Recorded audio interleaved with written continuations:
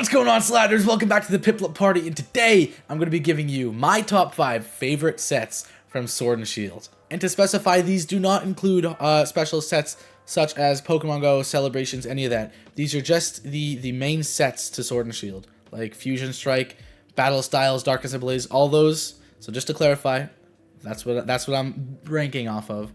And this is also just my favorites, not, what I think is the best. So, with all that being said, let's get into it. Coming in at number 5, we have Fusion Strike. Okay, now, here's why I like Fusion Strike. The booster box, I think, might be up a little bit right now, but from when I last checked, it was floating right around the $100 mark.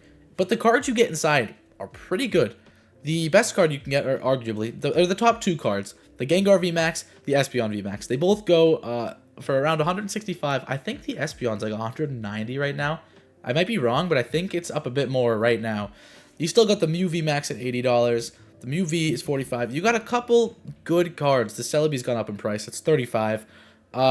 Yeah, you got some good valued cards, and especially you got 2 big chase cards. You got a couple more that are decent chase cards, but you got the 2 heavy hitters of Gengar and Espeon VMAX. Now, if you were to open... The one thing I don't like about these packs is that you can't get the Trainer Gallery cards, but... that's kind of why they're lower on the list, right? But overall, it's still, you got some really nice cards to go after here. And it's not like it's not like Vivid Voltage, where you have just one, like the Pikachu VMAX to go after. You have multiple to go after, multiple big ones to go after.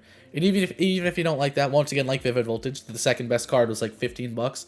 You still got some, if you're not going to get one of these 2, you still got some good options here. That's a cool Gengar VMAX right here too, actually. Wow. Huh.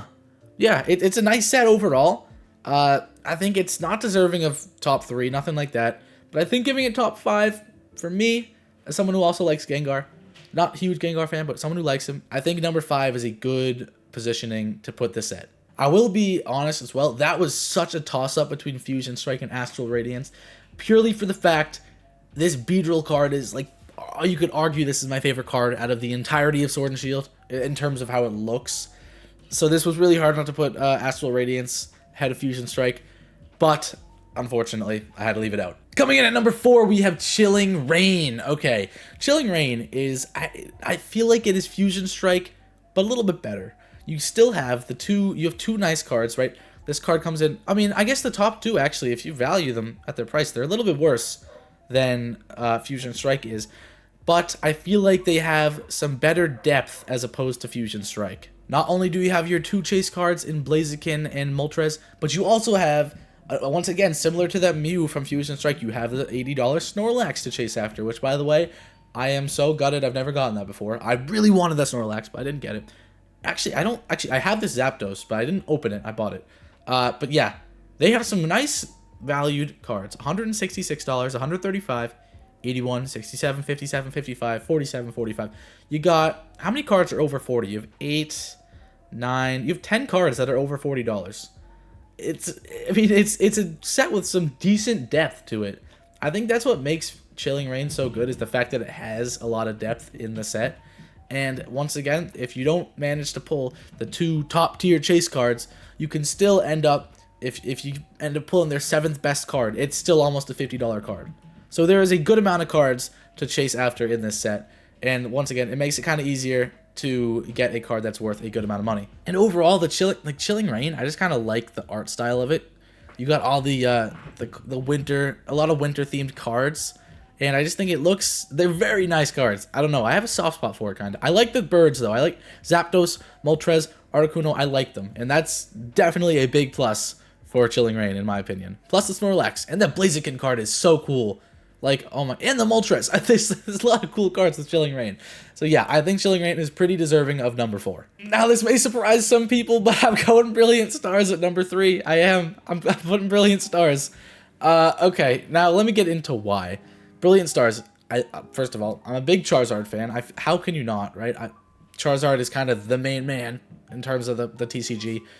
He's the heavy hitter. He draws in a lot of attention. I also like Arceus, so it's kind of confusing as to how this is not my second favorite set, but I don't know, the lack of well, I'm not going to tell you what it lacks. You'll see that coming up later, but let's just get into why I like it as good as much as I do. First of all, $184 for this Charizard. So far out of every card we looked at, this Charizard probably the best. I would actually argue that the Gengar from Fusion Strike has this beat, but it's a hard argument to make. Charizard itself is a beast, and when you have him in a card that looks this cool, it's hard to argue that this should not be a set that is top 3. Hence why I have it here. Also, you have the Charizard V-Star, you have the Arceus, another Charizard, Umbreon VMAX. You got a lot of that Sylveon, by the way, looks amazing. Oh my god, that's only $20. That's like oh my god. Okay. The Sylveon, there's like a $50 Sylveon from Evolving Skies that just isn't as good as this, but you know what? We'll move past that. Yeah, we scroll down. It's just a lot of Charizard, Sylveon, and not an Umbreon, but you got some Arceus. It's a lot of those guys at the top. Surprised to see the Ultra. Do you know what? The Pokeball, Ultra Ball, all that stuff in general, the Great Ball, it goes for a good amount. Surprised. I wouldn't think it would, but it does. It goes for more than the 3 birds in the gold rarity. It's interesting. Okay, you know what? Hey, more power to it. Good job, Ultra Ball. Good job. But yeah, the Brilliant Stars is a cool set with, once again, a top card that looks amazing. Also, oh my god, that Sylveon card actually makes me like Brilliant Stars a lot more than I should. But yeah, that Charizard and the second Charizard, they kind of carry the set. The depth on Brilliant Stars isn't crazy considering how much people like it, but I think it's just the fact that it's such a Charizard-centric set, which is why people like it, and it's kind of why I like it too. So Brilliant Stars, number 3. There's not much else I really have to say. Yeah, let's move on to number 2. Now here is the set that edged out Brilliant Stars for me.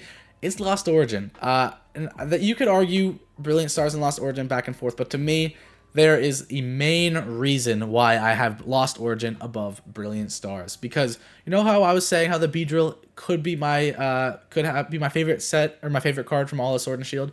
Here's why I said it could be. Because there are 2 cards in Lost Origin that absolutely like blow me away, and that is the Pikachu VMAX and the Pikachu V. These 2 cards absolutely 100% lock Lost Origin into the number 2 spot for me. There is, like, I know, like I said, you could argue Brilliant Stars at number 2, but for me there is no argument. Lost Origin takes it without a doubt. If you hand me a Lost Origin pack and a Brilliant Stars pack and say, which one do you want to open? 8 times out of 10, I'm going to take Lost Origin. Only time I'm going to say 2 out of 10 I'm taking Brilliant Stars is because I don't know if I've opened a lot of it at all. I've opened 2 booster boxes of Lost Origin, though. Got, like, trash out of it, but that's okay. That doesn't matter. First of all, where do we begin with this? I talked about the Pikachus. I'm gonna talk about the Aerodactyl right now, because it goes for $130, and this card is amazing. Like, you got so much. There's so much to look at here. Like, oh my god, that's what I like so much about these cards, and especially with things that they're doing recently. I feel like they're nailing artwork a lot more and a lot better than they have in the past. And I think you're seeing it with price. The price on a lot of these new sets have a card that goes for a lot because they know what they're doing and they've bettered themselves with artwork. Like, just look at this. There is so much to look at. You got the Aerodactyl, kind of the main focus, but there is a lot to focus on behind him too. You got a whole island to look at back here. It's an amazing card, worth every penny of it. It absolutely deserves to be $130. Here's my thing. I understand why this Giratina is $270. To be honest, I like the Aerodactyl more than it, just because I'm not one of those people who like the artsy type of cards. There's just a lot to unpack here, like a lot. It's a bit too much for my liking. I can't really tell what's going on here. And I get a lot of people do like that. It's not really for me. However, the fact that it is $270 anyways is also a big push up to number 2 when it comes to Lost Origin for me. That's why I think it should be number 2. $270 card, whether you like it or not, it's $270, and I think it's rightfully the number 2 set, especially when you have the Aerodactyl. You got the 2 Pikachu cards, which, by the way, out of the 2, it's hard to, they have different vibes, but I think this Pikachu V, this is what maybe actually is my favorite card out of the entirety of Sword and Shield. I don't know. There's a few to pick from. It's really tough, but yeah, these 2 cards are definitely what help it get to number 2 for me.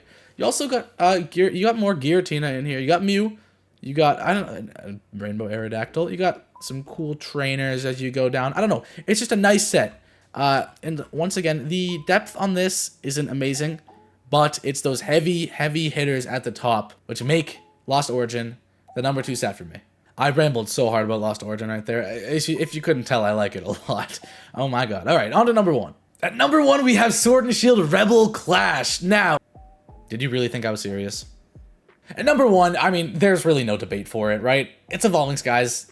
Like, you cannot look at this and tell me that this is not the best set. Look at, you have a $500 card. 500. You can buy a PlayStation 5 with this. You can have a cardboard in your hand or a PlayStation 5. And they're valued the same. That is how good this set is. Okay? Like the $500 Umbreon VMAX. I mean, I could leave it at that. If nothing else existed in this set, I could just show you that and say it's number 1. I could.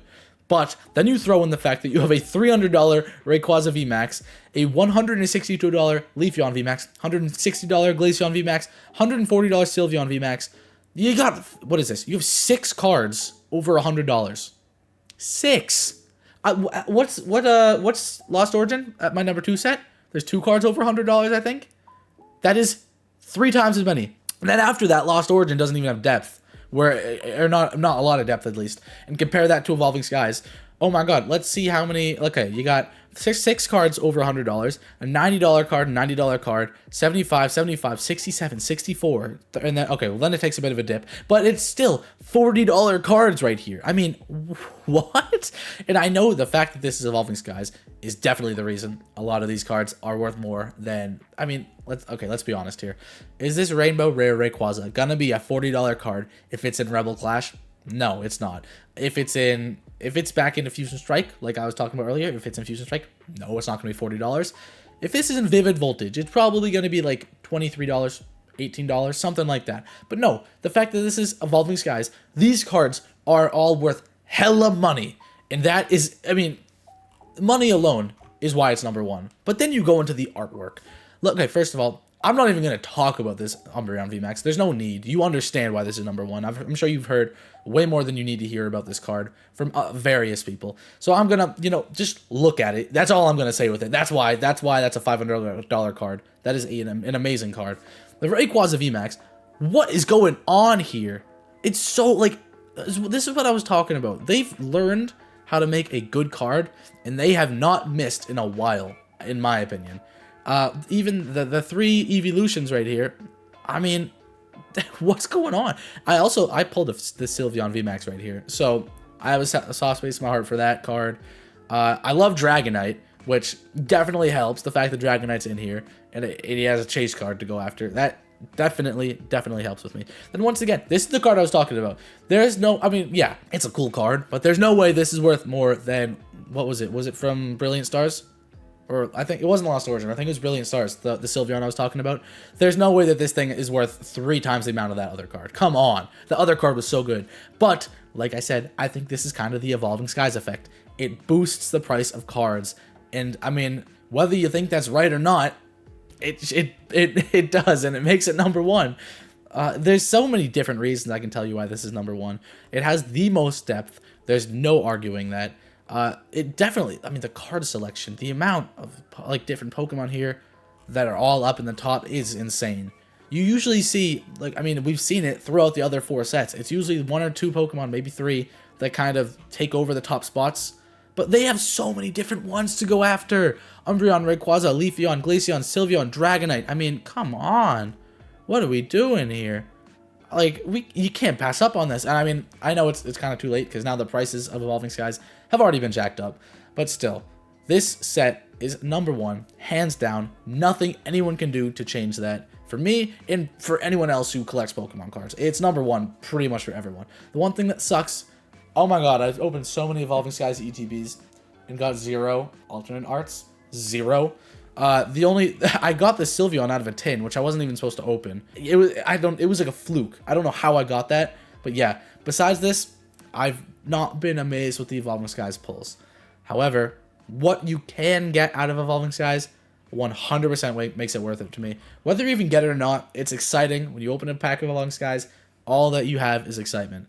and hope, and it's very, very suspenseful. So, Evolving Skies, I think, pretty understandably takes my #1 spot. And there you have it. Those are my top 5 sets from Sword and Shield. Actually, I'm gonna give you a couple honorable mentions here.